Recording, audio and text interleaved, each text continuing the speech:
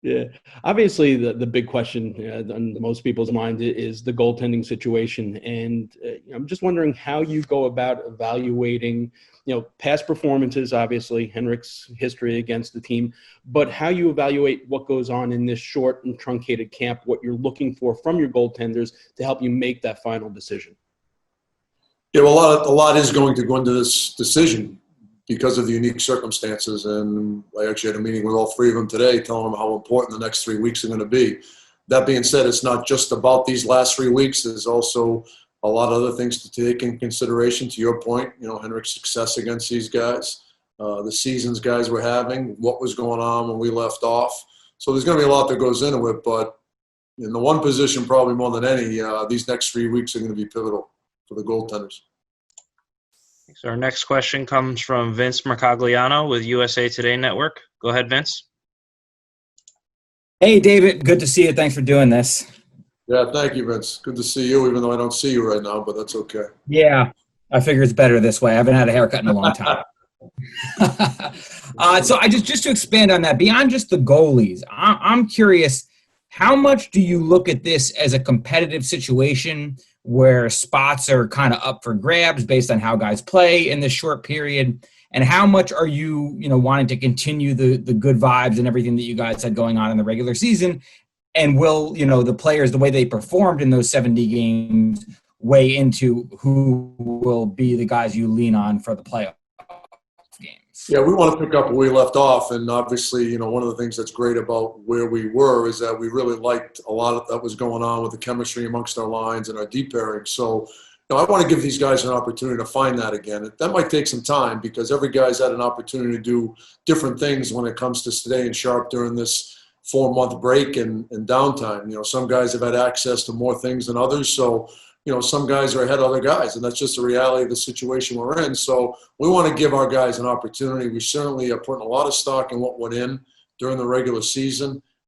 So, just because a guy has a bad practice today or tomorrow or the next day doesn't mean I'm going to take a guy off one of the top 2 lines and bury him, in a situation that he hasn't been accustomed to. So, we certainly want to give our guys an opportunity to kind of find their way. Next question comes from Colin Stevenson with Newsday. Colin, go ahead. Hi, David. My first question, did you miss us? No, that's not absolutely. That's not the real question. The real question is, in putting your groups together today, it looked like you had the group that was with you that we ended with, and then the other guys are sort of in a second group. And I'm wondering, from a mindset standpoint, why'd you do it that way? And is that sort of a signal that, your mindset going forward? Yeah, this isn't training camp. This is we are picking up where we left off, and I want that to be crystal clear to everybody here. This is not training camp. We're trying to win a Stanley Cup. We really liked our team when this whole thing ended, and like I just said, we want to give people an opportunity to find their way. And really, for the first time in a lot of ways since I've been the head coach, this is really, I look at it as a third season. And, in our first 2 seasons as a staff, there was a lot of uncertainty. We weren't sure who our first line was, second line was. There was just a lot of question marks. And it feels really good right now coming into this situation where there's clarity on what our lines are going to look like, what our deep pairings are going to look like. Barring something crazy from happening, teams on the floor, as they said in Hoosiers. Next question comes from Dan Rosen with NHL.com. Dan, go ahead.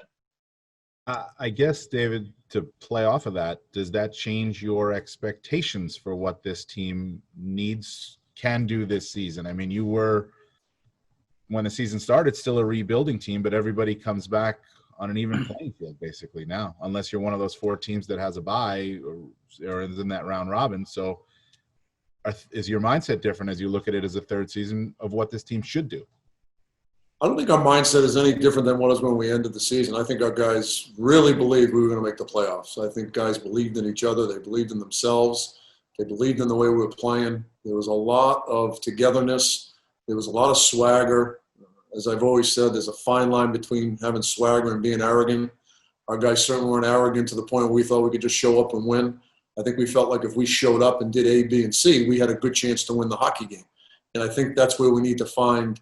That's what we need to find again. We need to get to that point where when the games start on August 1st, we have our swagger back, and that's going to take a lot of work between now and then. Next question comes from Larry Brooks of the New York Post. Larry, go ahead. David, hello. Larry, how are you? You had a lot of time and you did a lot of video study in these last 4 months. So my first question actually is, did you notice things that may have surprised you, or you may not have been apparent? And is there anything you learned that may influence your approach to certain players here, your system, anything? And the second question is actually, is this going to be a Carolina specific couple of weeks where you're preparing for? To be honest with you, Larry, we about last week when we were together as a staff, I finally looked at all the guys and said, I'm so tired of looking and talking about Carolina. I said, we need to coach the New York Rangers. And, there really wasn't one thing that jumped out at me with the video that we were watching. It was maybe a bunch of things that we can do a little bit better within certain areas. And one of the things that I actually watched all of our practices, and some of the things I thought to myself watching the practices that, we can do better, not only as a staff, but also, the players as well. A couple of things we need to clean up from a practice standpoint. That was something that we talked about today as a group, where our practices have to be very efficient over these next 2.5 weeks because we don't have time. And we can't waste a minute of any drill. We've got to be purposeful in everything we do. But at the end of the day, the things we're going to have to do against Carolina, we're going to have to do against everybody. And there are obviously some structural things that change from team to team. There isn't a lot, but there are some certain things we're going to have to do if we're going to have success against Carolina. Thanks. Next question comes from Colin Stevenson again. Colin, go ahead.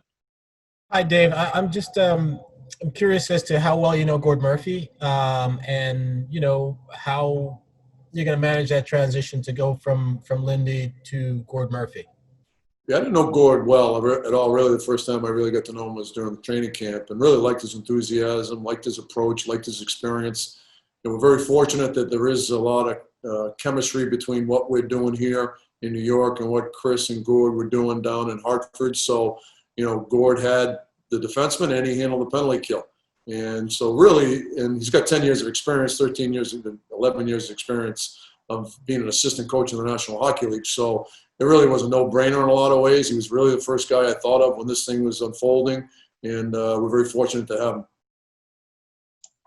Next question comes from Mark Rosenman again. Go ahead, Mark. Dave, you mentioned that this is not, training camp, that you already have in your mind a certain mindset of who's going to be playing.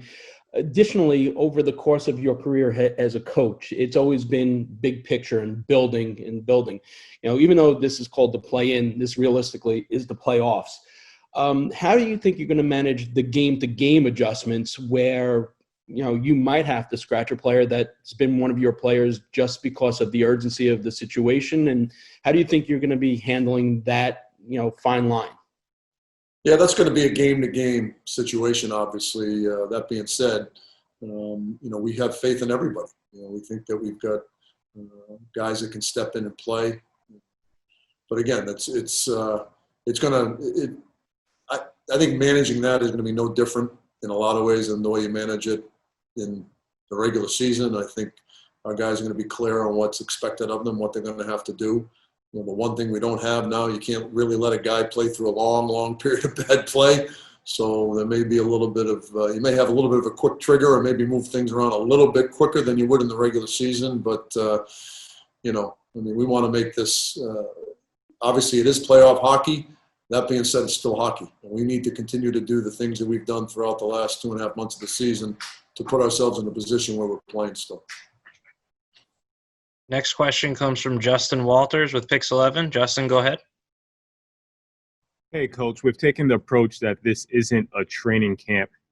First, how difficult is it to assess the team's overall evaluation period, making sure that your team is ready once they do head down to Canada? And then the second thing is, what are you looking for? Is there something that you think overall will give you the feeling like, okay, these guys are more than ready once we do take that trip? Because as you mentioned, that it's every second and you can't waste any time on any drills. Yeah, Justin, one of the things that we're really focusing on, I think our guys were very receptive to it today. I thought they did a really good job today. There was a purpose to everything we did. I thought we were dialed in mentally. We want to do things with a purpose. I thought, obviously it wasn't pretty a lot of the times. It's your first day back in this type of setting and environment. I thought our guys did a real good job of putting themselves in a position where they were trying to do the right thing. And maybe their hands, their head, and their feet all weren't working as one like they normally do in February. But I thought our guys were doing a real good job trying to do the right thing and continuing to understand that what is at stake and what is at stake when August 1st arrives. And games are going to be won and lost between now and August 1st. And I think our guys fully understand that. Thanks. Our next question comes from Colin Stevenson again. Go ahead, Colin. Hi, Dave.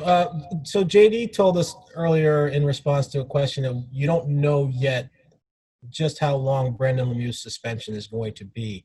So I'm curious as to how you will approach filling that spot in the lineup where it's going to be a forward, or if Smitty might be moving back into that role. I know that he became a defenseman after Brady Shea got traded, but, is it possible that he could end up at forward again? Smitty's a defenseman now. You won't be seeing Smitty up there unless something crazy happens. We feel very good about the 13 forwards we have in practice today. So, if Lemieux gets suspended and we haven't heard anything yet, we're assuming he will be, but, we don't know. We're very confident in the 13 forwards we have here.